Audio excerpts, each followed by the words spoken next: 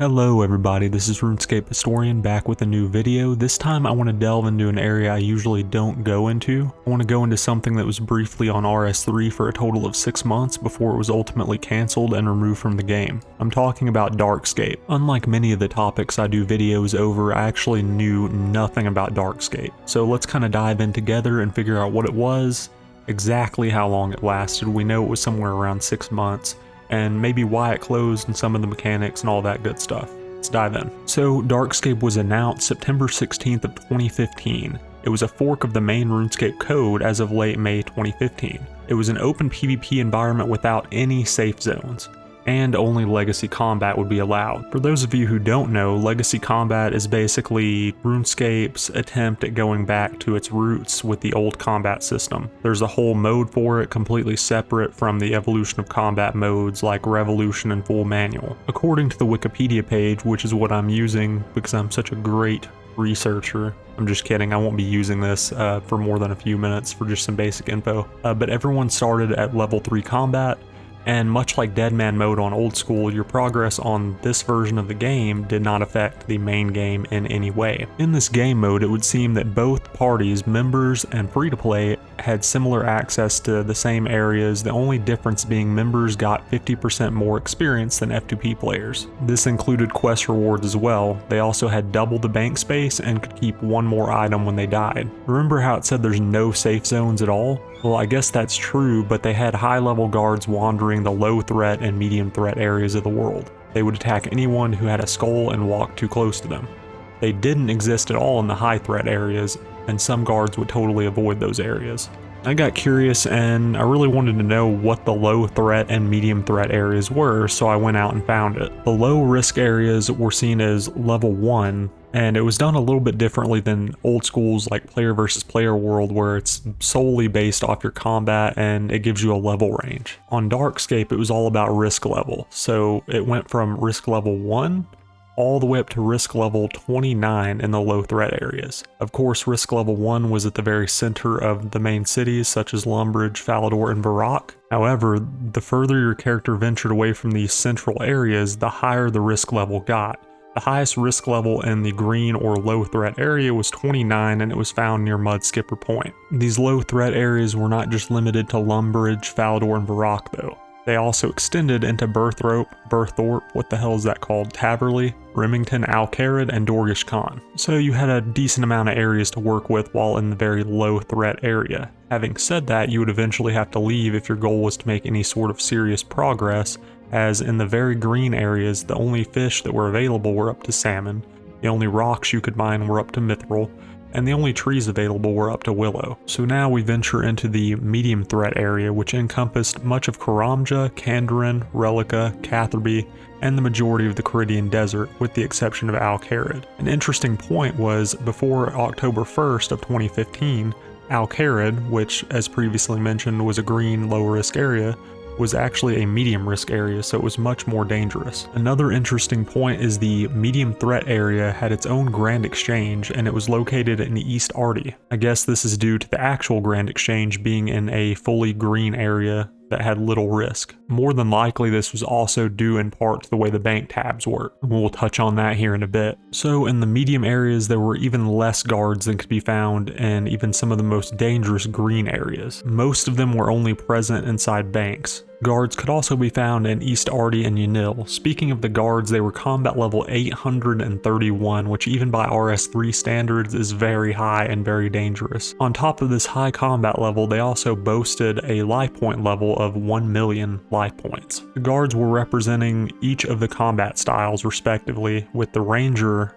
version of the guard wearing a Zerite bow, the magic user wearing a chaotic staff, and the melee user wearing a chaotic maul. In addition to this, the guards were capable of smiting other players, preventing the use of protect item and retribution. As far as pickpocketing and their loot table, they seem to just be a copy-paste job from normal guards, other than of course their graphical model, which looks pretty intimidating. But you could pickpocket them with 40 thieving just like normal guards, and their drop table is literally the exact same, even including the medium clue scroll as well as the other junk you can get off of normal guards, so that was pretty interesting. So on to the high threat areas, or red areas, as pictured. These areas encompassed the entire wilderness, more Mauritania, Taranwin, and Trollheim. In addition to this, it was also many of the islands within Darkscape. Most odd, niche areas not considered the overworld were also high threat areas, such as Runespan and Under Paterdomus, which is the temple right before Canopus. There are absolutely zero guards in high threat areas, and the high threat areas version of the Grand Exchange is actually located in the Wilderness Volcano.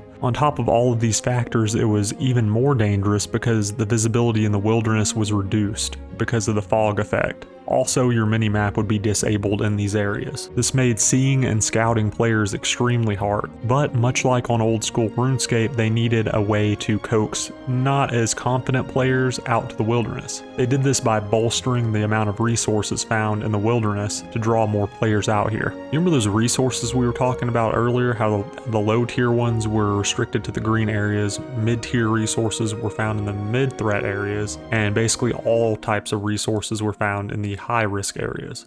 Well, they also did this with monsters as well. Monsters that were highly profitable or sought after, such as the Queen Black Dragon or grot worms, were moved to the wilderness entirely, which is extremely interesting and kind of a great idea, if I'm being honest. Another interesting thing to note is that Dungeoneering, Item Lending, the Money Pouch, and Treasure Hunter were all disabled. If you don't know what Treasure Hunter is, it's basically the next iteration of Squeal of Fortune, except it doesn't have that little goblin boy. It has like some lady, and you use keys to unlock chests for cosmetics and in-game items. Also, because I'm a major doofus and also very disorganized, I forgot to tell you, in the medium threat areas, as well as the high risk areas, there were no risk levels. This means a level 3 could be attacked by the max level in the game. The bank system was also very different than normal RS3 or old school banks. It was different in the fact that it had 3 tabs, 1 tab for low risk, 1 tab for medium risk, and 1 tab for high risk. If you were in a low risk area, it was impossible to access the mid threat and high threat tabs.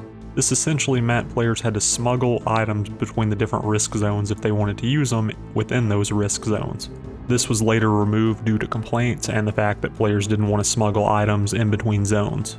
I can't really blame them, although it could add an element of danger and potential fun. Similar to Deadman mode, teleportation also had a delay to prevent instantly escaping. The same was applied to logging out. So think of Deadman mode and how long it takes to log out and stuff. So now that we know some of the basic rules and we've seen some of the footage of what this is all about and kind of the way the world works, why did it close? According to Jagex, it was simply stated as a lack of interest, but let me delve deeper and look at why some of the players think that it closed. Or at the very least, we can find out what factors led to having a lack of interest, which led to closing the game. So one of the top reasons stated by players is that Jagex had a undedicated team from the start on this, and it was quickly abandoned, and they kind of ghosted them and wouldn't reply to anything related to Darkscape. You can take some of this with a little grain of salt because players can get riled up, although Jagex has been known to do some of this in the past, so the truth is probably somewhere close to the middle. In addition, the population was quite a few thousand players on Darkscape at its peak. This suddenly fell to around 3,000 to 4,000, give or take about 500 players. Apparently, clans would DDoS rival clans, they would take over warbands. In addition to this, these same malicious clans would sometimes just camp the green or low threat areas for sport, because unlike on Old School RuneScape's Deadman mode, where you have I think like a 6-hour window if I remember correct, it's a window of invincibility basically that allows new players to try to catch up or level up their stats to where they don't just get picked off super easily. Well, Darkscape didn't have that, so these clans would camp the green areas and try and kill them before they could become a threat to them. This of course led to a decrease in new players, because why would you want to play if you're constantly getting clanned and killed before you can make any progress? Another factor that riled people up is that people didn't want to buy bonds or membership just to play Darkscape, so they opted to play F2P because, as I stated earlier,